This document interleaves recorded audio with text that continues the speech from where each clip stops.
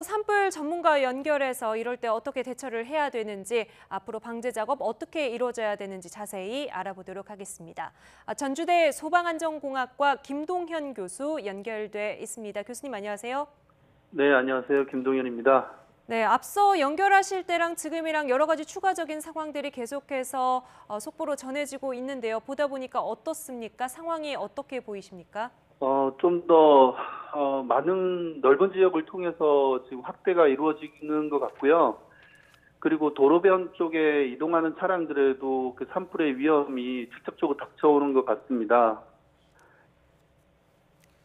예, 네. 교수님, 지금 그리고 저희가 뭐 계속 반복해서 말씀을 드리고 있지만 지금 네. 상황에서 어쨌든 가장 중요한 게 피해가 없도록 사람들이 잘 대피를 하는 게 가장 중요하지 않겠습니까? 네네. 관련해서 어떤 부분을 가장 중점을 둬서 대피를 해야 되는지 좀 정리를 해주시죠. 네. 산불이 나면은 크게 3단계로 지역을 구분을 할 수가 있는데요. 산불이 나고 있는 지역과 산불이 다가오는 지역, 그다음에 앞으로 산불이 도달할 수 있는 지역을 나눌 수가 있는데, 네. 지금 만일에 주민 여러분들께서 산불이 나고 있는 지역에 있다면 최대한 연기가 없거나 불이 없거나 또는 타지 않는 아니면은 탈 수 없는 그런 공간으로 이동하시는 게 최선이고요. 다가오는 지역에 계시는 분들은 첫 번째는 대피를 하시는 게 우선이고, 네. 그다음에 뭐 가옥이나 차량을 이동을 할 때도 불에 붙으면은 차량에서 탈출을 하셔야 됩니다. 실제로 외국의 경우에서는 차량 이동 중에 차에 불이 붙어서 사망한 사례가 많이 있습니다. 그래서 차로 이동하는 것만이 또 능사는 아니라는 것을 꼭 말씀드리고 싶고, 예전 양양 산불 때나 동해안 산불 때도 도로를 넘나드는 도깨비 불처럼 이러한 불들이 멀리 불이 보이지만 자기 집 주변에도 불이 다가올 수 있기 때문에, 비아 때문에요. 네. 그래서 충분히 주변에 위험한 가연물이나 물 뿌리기 작업이나 창문 등이나 이러한 좀 안전 조치를 하시는 게 최선입니다. 예, 예. 교수님 잠시만요. 저희가 지금 속보가 전해져서 전해드려야 될 것 같습니다.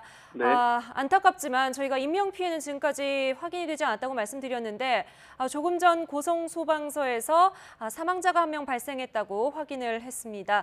고성군 토성면에 있는 도로에서 1명이 숨진 채 발견됐다고 하고, 정확한 신원이나 사망 당시 상황 같은 것은 전해지지 않았습니다. 고성소방서에서 고성군 토성면 도로에서 1명이 숨진 채 발견됐다고 전해왔는데요. 인명피해가 또 사망사고로 또까지 확인이 됐습니다. 도로에서 발견이 됐다고 하는데 저희가 지금 정확한 상황 알 수 없지만 좀 어떤 상황으로 조금 예측을 해볼 수 있을까요? 두 가지가 있을 수 있겠습니다. 일단은 도로에서 차량에 화재가 났을 경우가 하나가 있고요. 예. 그다음에 위험에서 밖으로 나와 있을 때 그런 교통사고에 또 위험이 있습니다. 왜냐하면 지금 현재 저 정도의 산불이라고 하면은 가시거리가 상당히 좁을 수밖에 없습니다. 네. 그리고 그 대피하는 차들은 이미 패닉 상태에 있기 때문에 앞에 물체를 구분할 수가 없었을 겁니다. 그래서 그런 교통사고의 위험과 불이 옮겨 붙어서 화재로 인한 그런 경우가 있지 않을까 싶습니다. 네, 그러니까 화재로 인한 사망사고일 수도 있고, 또 대피하는 과정에서 교통사고 등 2차적인 사고로 이런 네. 위험한 상황이 연출될 수 있다고 하니까 대피를 네, 하실 때 맞습니다. 일단 조금 침착하게 시야를 확보하고 안전을 확보하면서 움직이시는 게 좋겠다는 생각이 듭니다. 네, 저희가 맞습니다. 앞서서요, 중학생들이 타고 가던 수학여행 버스에도 불이 옮겨 붙었다, 뭐 이런 소식을 전해드리기도 했는데요. 네. 예상할 수 있는 여러 가지, 지금 나가고 있는 화면이거든요.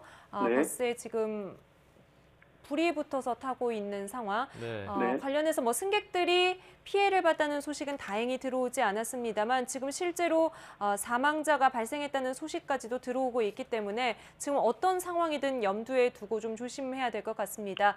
대피하는데 안전하게 대피하는 게 가장 중요할 것 같은데, 반복해서 조금 저희가 유념해야 될 부분들 한 번만 더 설명을 좀 부탁드립니다.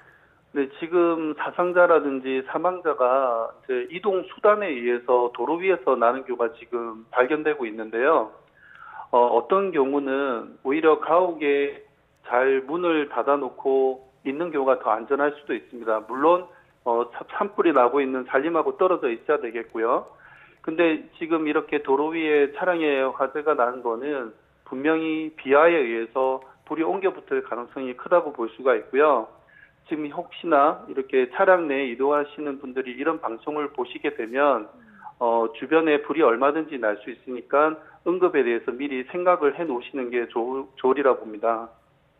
그 미리 어디로 대피를 할지를 좀 생각해 놓는 게 좋다는 말씀이신 거죠? 네, 맞습니다. 그리고 아까도 말씀해 주셨지만 이렇게 불이 이제 다가오고 막 번지는 상황이 되면 아까도 말씀하셨지만 사람이 굉장히 당황하고 패닉 상태에 빠질 수밖에 없는데 그럴 네. 때일수록 이 대피하시는 분들이 더 주의를 하고 기억해야 될 만한 수칙을 딱 몇 가지 정리해 주신다면 어떤 게 있을까요? 첫 번째는 먼저 앵커님께서 말씀하셨지만 당황하지 않고 상황 판단이 제일 중요하고요. 네. 두 번째는 연기나 불이 보이지 않는 방향으로 무조건 이동하는 게 최선이고요.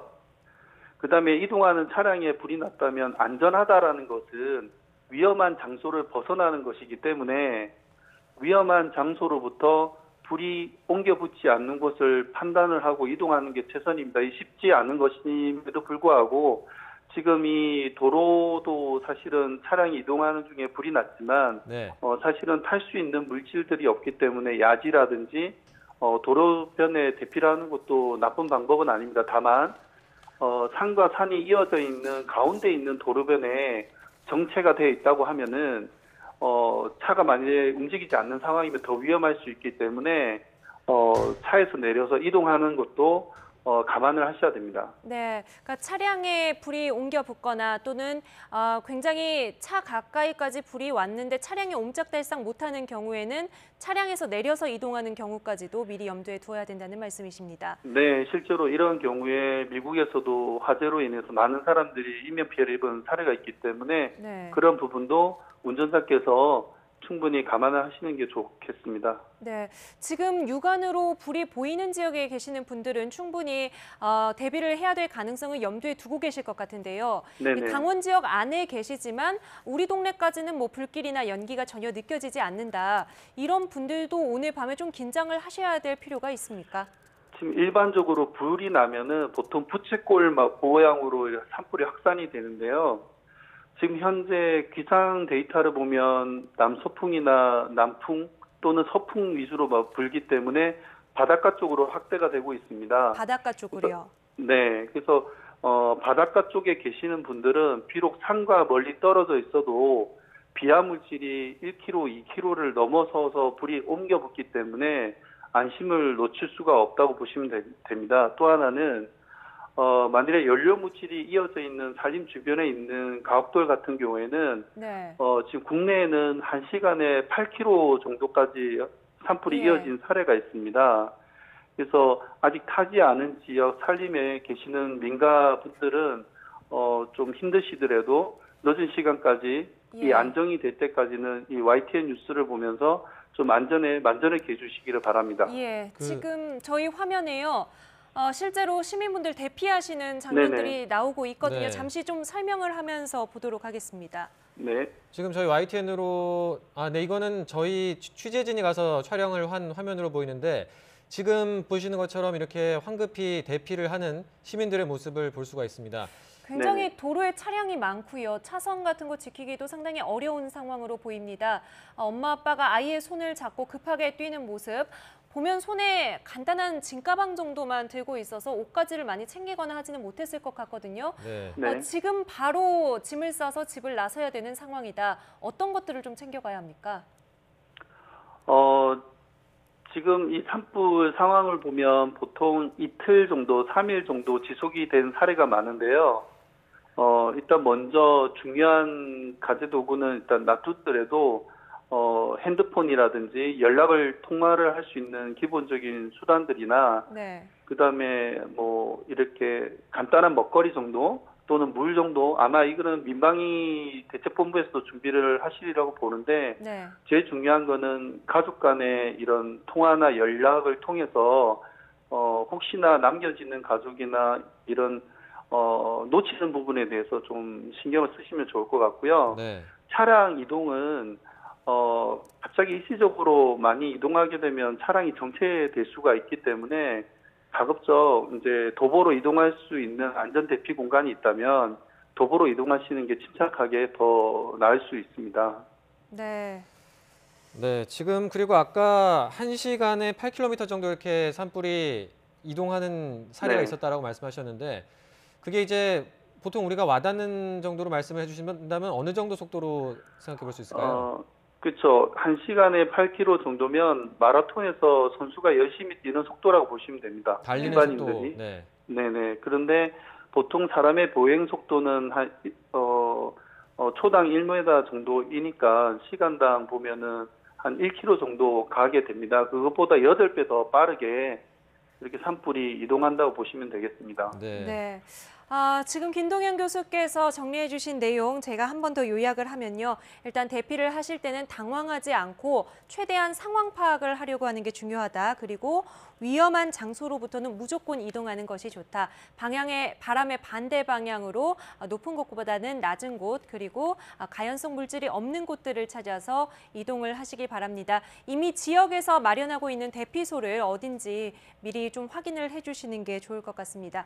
김동현 교수님 오늘 도움 말씀 감사하고요. 밤사이에 또 긴박한 상황이 생기면 도움을 좀 주시기 바랍니다. 오늘 말씀 네, 감사합니다. 알겠습니다. 네, 감사합니다.